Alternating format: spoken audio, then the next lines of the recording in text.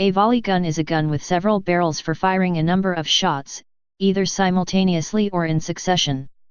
They differ from modern machine guns in that they lack automatic loading and automatic fire and are limited by the number of barrels bundled together. In practice, the large ones were not particularly more useful than a cannon firing canister shot or grape shot. Since they were still mounted on a carriage, they could be as hard to aim and move around as a cannon, and the many barrels took as long or longer to reload.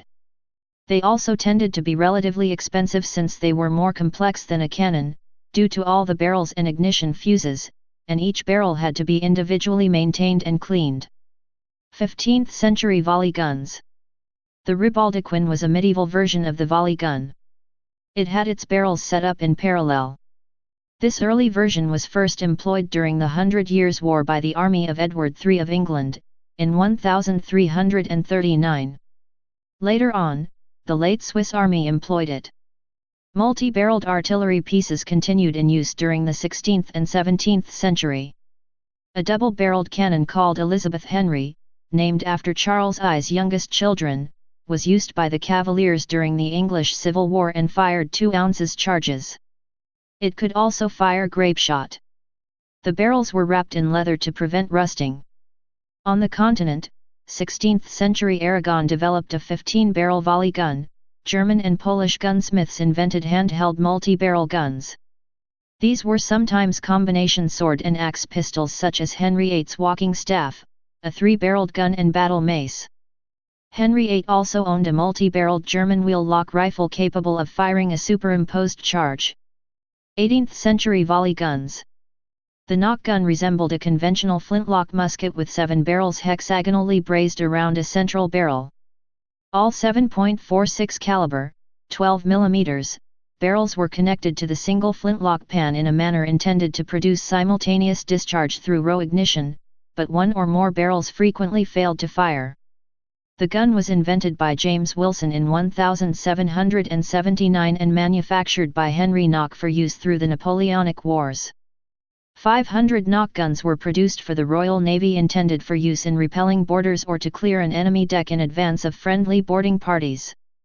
Admiral Howe's fleet was issued 20 guns for each ship of the line and 12 guns for each frigate. Recoil of the 13-pound, 5.9 kilograms, Nock gun caused dislocated shoulders and clavicle fractures among the sailors firing Nock guns, and the muzzle flash from simultaneous discharge of multiple barrels could ignite canvas sail when fired from positions in the rigging. The Nock volley gun was considered obsolete by 1805, but a surviving weapon was carried by Richard Widmark in the 1960 movie The Alamo. The Nock gun was recently brought to public attention by its inclusion in Bernard Cornwell's Sharp novels, where it was wielded by both Sharp and his friend and colleague Sergeant Patrick Harper. 19th century volley guns. 2 notable artillery-sized volley guns were developed in the mid-19th century, although neither was particularly successful in practice. Developed in the 1860s and based on an 1850s design by a Captain Fafchamps, the French mitrailleuse is an example of a multi-barreled volley gun that could fire all of its barrels simultaneously or sequentially over a short period of time. Also developed in the 1860s, General Arijan Vandenberg of the New York State Militia designed a weapon that had 85 parallel .50 caliber rifle barrels.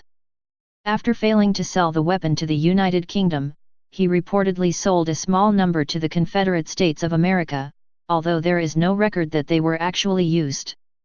One Vandenberg gun was located at Fort Fisher, North Carolina, and another reportedly at Salisbury, NC.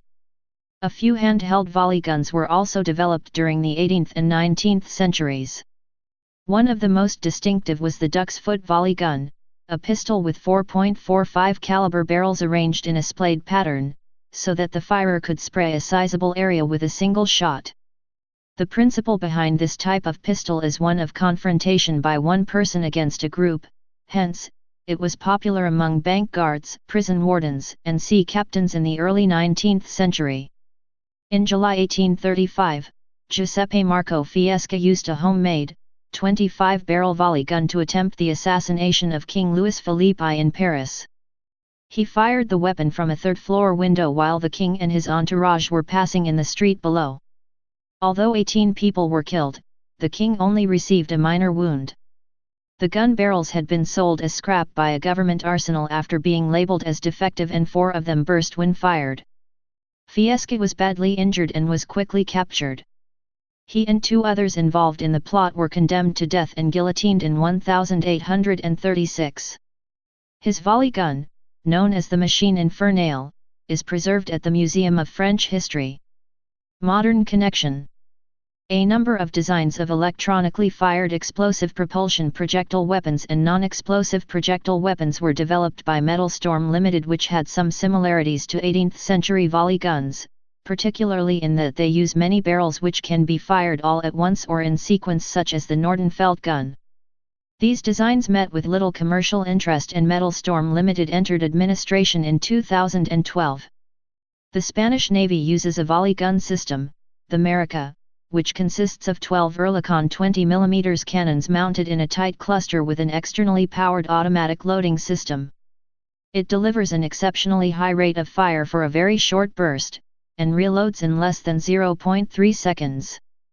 This makes it suitable for close-range defense against missiles, aircraft, and small boats. Please subscribe and thanks for watching.